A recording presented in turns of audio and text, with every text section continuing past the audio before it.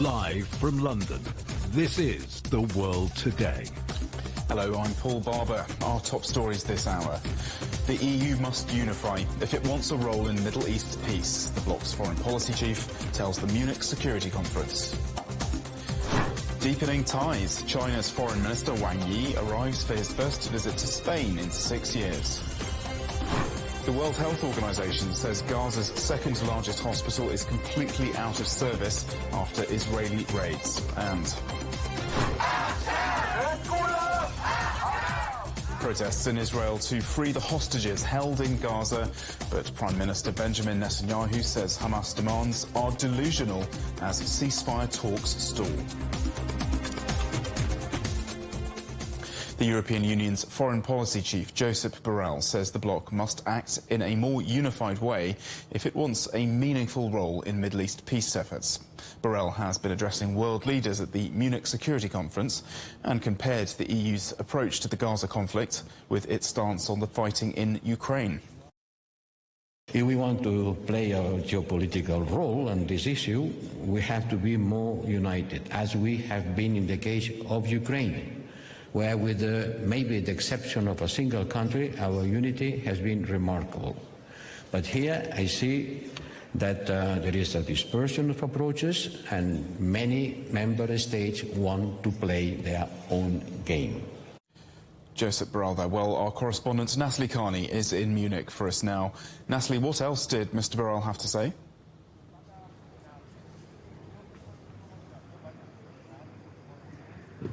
Well, on the situation in Gaza, he basically said the European Union needs to pay much more attention to what's actually going on in the West Bank, where clashes between Palestinians and Israeli settlers have been increasing and intensifying since October the 7th. Palestinians there view these settlements by Israelis as war crimes and a huge obstacle to peace between the two sides, while the Jewish Israelis who are living in these settlements believe that they are fulfilling a divine promise. So a very tense situation has been developing there. It's always been there, but clearly the events on October the 7th have intensified those. Borrell said in his speech addressing the Munich Security Conference here on Sunday morning that the situation in the West Bank posed a major obstacle to finding a long-term solution, and that the levels of violence against the Palestinians has been increasing. We could be on the eve of greater explosion in that particular area. The spotlight was also put on during this 3 days of talks on the EU's role in the conflict in Ukraine, of course. Volodymyr Zelensky asking for more weapons support from his EU allies. Josep Borrell again saying that the European Union needs to stand firm, together, united on their approach to Ukraine. And then earlier today, when I spoke to the foreign minister of Lithuania, as well a former Soviet country, he too agreed that the European Union needs to step up. Oh, I think that Europe has to take on greater weight. That is clear out of MSC. And I think that there's a quite wide understanding that, that we need to finance more, we need to support Ukraine more, because it's our continent, and we cannot be free riding anymore. Natalie, China's Foreign Minister Wang Yi has held a series of bilateral talks there at the conference. Who has he been talking to, and what about?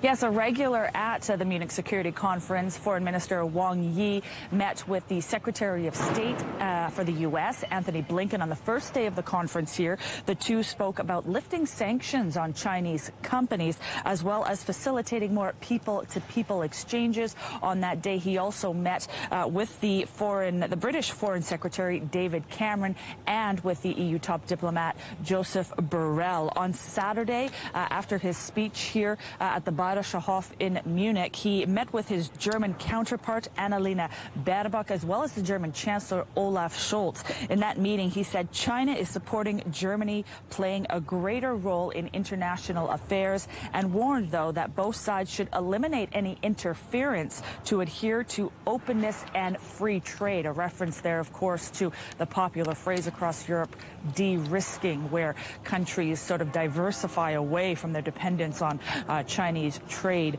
Chinese goods. Later in the day as well on Saturday, he also met with the Serbian president, Alexander Vučić. Wang hailed good relations between Serbia and China and said that China will firmly support Serbia in safeguarding its sovereignty, security, and territorial integrity. A few more days here in Europe before Mr. Wang Yi heads back to China. Indeed, yes. Well, we'll be covering his trip to Spain in just a moment. Thank you very much for that, Natalie Carney in Munich. Well, at the conference, we also caught up with the Foreign Minister of Moldova, the tiny nation which borders the west of Ukraine. Our correspondent, Li Jianhua, spoke to him about military spending. Yes, we are working on this, and the government took very concrete measures for the last period of time, so the budget was increased. But, you know, it's not about the budget, because you cannot do reform, specifically in the military area, just with money. You need time, you need personnel, you need equipment, and this cannot be done in one year. You need to do this in several years with major investments. Given the situation in Ukraine, do you think Moldova would abandon its neutral status and join NATO someday? That's a quite difficult question. It's not about what I think. It's more important what is people would like to, because according to the neutrality status of Moldova, it's written in Constitution. And in order to change the Constitution, we need to go through the referendum to ask the people what they think about it. And what's the sentiment now in Moldova? There is a divided opinion. And this is not because of just people believe, but it's more about the influence of the propaganda and the influence on our society. One of the major target of the Russian Federation is still to have influence on based on the false narrative that neutrality is enough and you don't need to invest in your defense. However, we see the results. For example, Ukraine was a neutral country as well, and Russian Federation was the country who invaded it. Following the Munich Security Conference, China's Foreign Minister Wang Yi has travelled to Spain for his first trip to that country in 6 years. His visit is expected to further boost bilateral ties. Our correspondent Ken Brown is in the city of Cordoba, where Wang Yi has landed. So, Ken, his first meeting, Minister Yi's meeting, is with his Spanish counterpart. Do we know what will be discussed? Yes, Paul, we're here in the south of Spain in Cordoba, outside the Christian Monarch Palace, where Chinese Foreign Minister Wang Yi has just arrived. He shook hands with his counterpart, José Manuel Álvarez. Now, this is the Chinese Foreign Minister's first visit to Spain in 6 years. Tomorrow, he will meet with Prime Minister Pedro Sánchez and with King Felipe VI.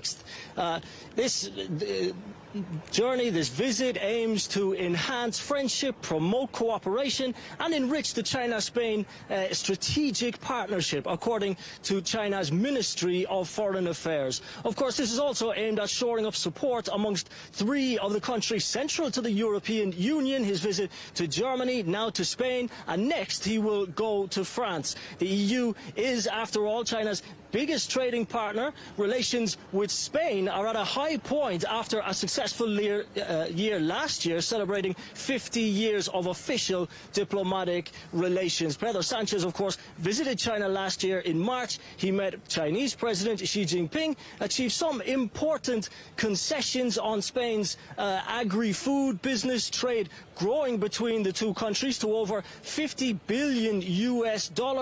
And recently, China has announced visa-free travel for 7 different EU countries, amongst them Spain, Germany and France. So those three countries specifically important. Now, on Sunday, Wang Yi here today visits some of these emblematic sites in Cordoba, the palace here behind me, for example. He'll also visit the mosque cathedral, which is really a marvel of architecture between Christian and Islamic history and tradition. It stands as a symbol of coexistence and peace. On Monday, he will meet Pedro Sanchez and Spain's PM and the King before he heads to France for a strategic dialogue. That, of course, an important year. 2024 marks 60 years of official diplomatic relations between China and France. Beijing hopes to deepen strategic communication, advance practical cooperation, and to foster greater people-to-people and cultural exchanges, Paul.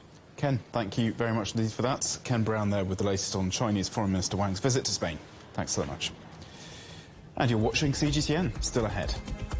Barking mad or a stroke of genius? Italy's military police unveils its new star recruit.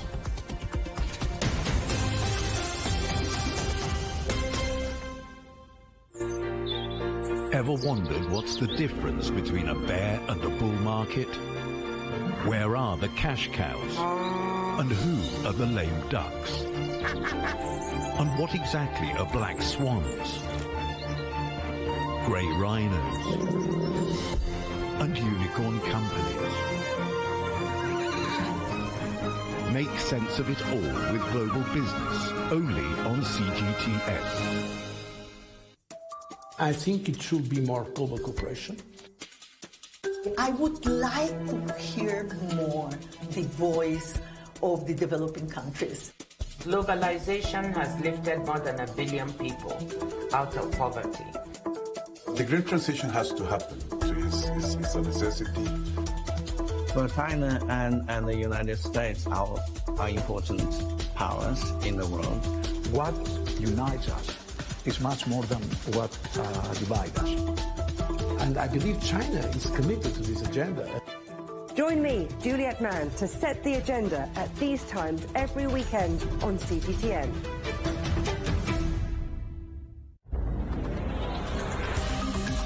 This week on Razor, weighing the vacuum to better understand our universe.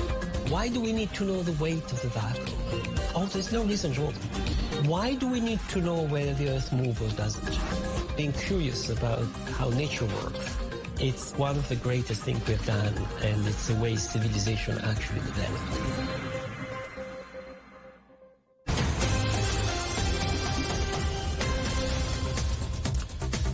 And welcome back. A reminder of our headlines. The EU must unify if it wants a role in Middle East peace, the bloc's foreign policy chief tells the Munich Security Conference. Deepening ties. China's Foreign Minister Wang Yi is in Spain, his first visit to the country in 6 years.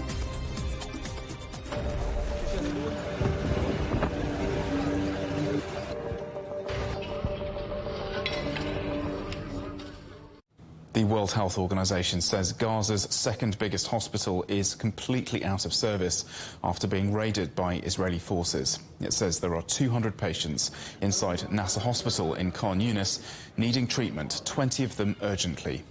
Local health officials say there is no power and not enough staff to treat them. Hamas has denied Israel's claims that its fighters are using the hospital for cover. Our correspondent Noor Harazin reports now from Rafah.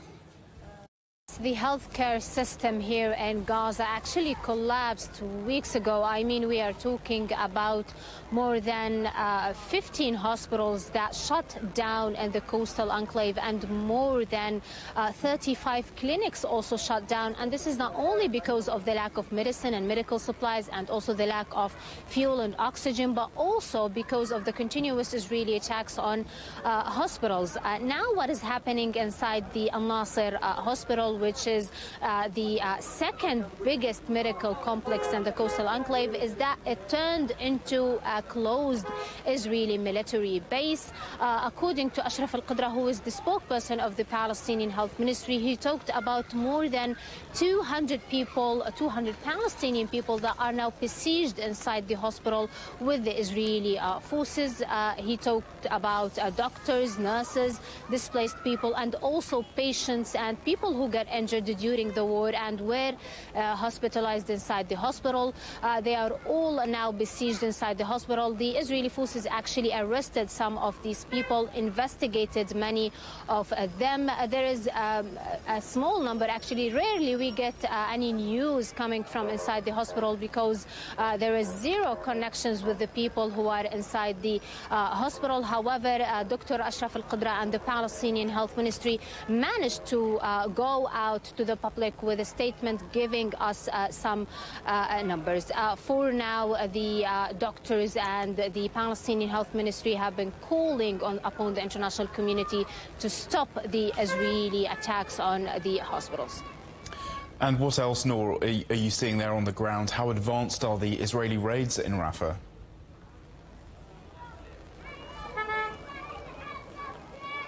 Well, yes, in Rafah here and overnight and also at the very early hours of this morning, the Israeli naval forces heavily shot and attacked the western shores of Rafah. And let me note that even on the beach of Rafah, there is hundreds, if not thousands, of Palestinian families that set up their tents there because they thought that northwest Rafah is the safest area for them, a green zone. However, overnight, the Israeli naval forces heavily attacked that area. Also, the Israeli warplanes launched several strikes on Rafah. And for now, actually, and for the past few days, we are seeing hundreds of families leaving Rafah and evacuating Rafah to other cities around Middle Gaza. However, there is also Israeli strikes in Middle Gaza. Over the past 24 hours, 45 Palestinians were killed in a series of Israeli strikes on the Deir al-Balah city and also a Nusayrat refugee camp. Also, in one of the latest Israeli strikes, an Israeli warplane targeted a group of Palestinians that were gathering on the Al-Rashid road waiting for the humanitarian aid to be allowed in northern Gaza. These people are thirsty, hungry. They were waiting for hours for the humanitarian aid trucks to be allowed into northern Gaza. However, they were attacked by an Israeli airstrike. According to the Palestinian Health Ministry, one Palestinian was killed in that air raid and several were injured. Also, in another statement, the Palestinian Health Ministry said that the number of the death toll here in Gaza is now up to 28,987 people killed in Gaza since the 7th of October. That was Noor Harazin reporting from Rafah in Gaza. Well, Israel's cabinet has voted on a resolution opposing the recognition of a Palestinian state. Associated Press correspondent Elena Bekatouris has more now from Jerusalem. Well, the cabinet has approved this declaration, which says in no uncertain terms that the Israeli government will reject any kind of unilateral recognition of a Palestinian state. Now, this is essentially, this has been the Israeli government's stance from the beginning. The Prime Minister, Benjamin Netanyahu, is the head of a coalition government that is the most right-wing government that Israel has seen. So this has been its stance all along, but it has reiterated this in no uncertain terms, especially in the face of growing international pressure to find a lasting solution to the war, not just a ceasefire to end the current conflict in Gaza, but to have a more permanent solution in this region. So it's clear that the Israeli government is doubling down. As you said, the Prime Minister has insisted that a ground operation must continue in Rafah. He says that this is where Hamas still has a stronghold, and that the only way to win this war and to see the release of hostages who are still being held in Gaza is to crush Hamas militarily. Now, there have been ceasefire talks negotiations being held in Cairo. These are being brokered by the United States, Qatar and Egypt, but so far they don't seem to be going very well. Last night the Qatari Prime Minister said that they had not been proceeding as expected, and the Israeli Prime Minister also said that he had sent a delegation there, but he has pulled them out and that he sees no reason for them to return to the talks unless Hamas changes its stance. He's accused Hamas of making delusional demands, and he says that the only way that this war can end is if Hamas is crushed militarily and is no longer able to control any part of the Gaza Strip. Now, ahead of this ground offensive into Rafah, he has said that the civilian population will be moved out, that a plan will be put in place. But there are around 1.4 million people currently sheltering in this town. Where they will go, how they will be evacuated, indeed when they will be evacuated, still remains very unclear. Indeed. And what about the domestic pressure on Benjamin Netanyahu? There have been anti-government protests and increasing pressure from the families of the hostages for a negotiation. Are they having any traction at all?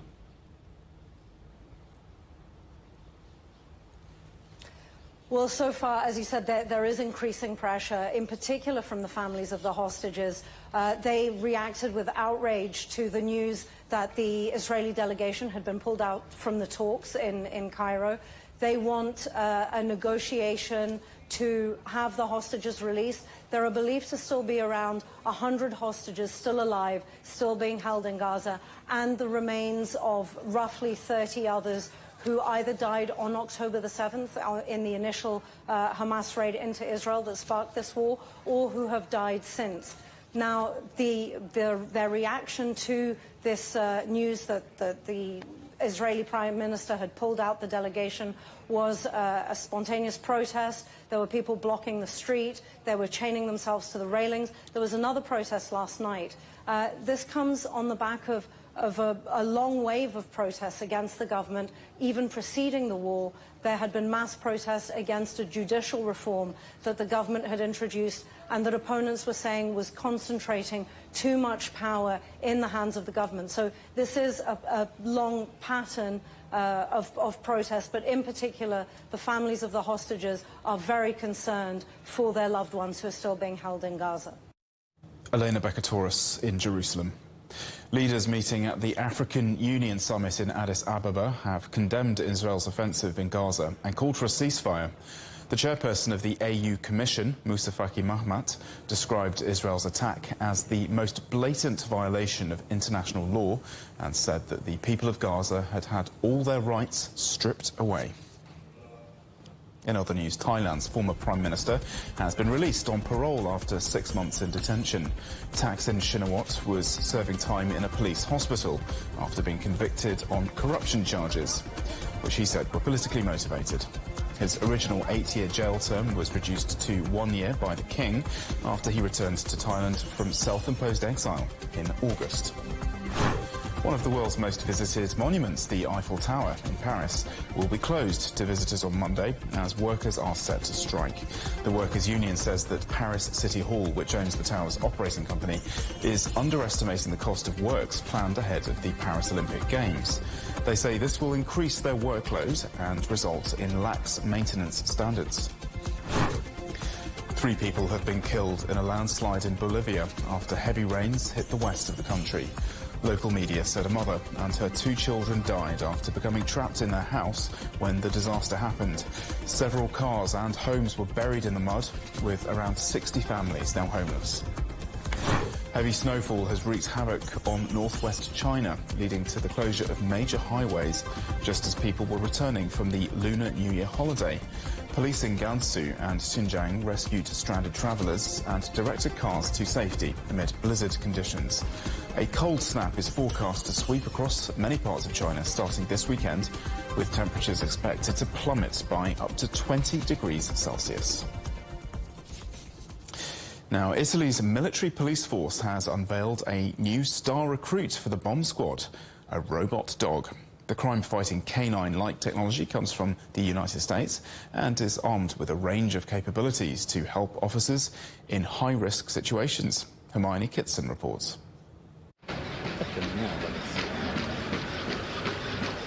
Meet Saetta, the newest member of Italy's military police force, the Carabinieri. But this is no regular four-legged recruit. It's the first police robot dog in Europe.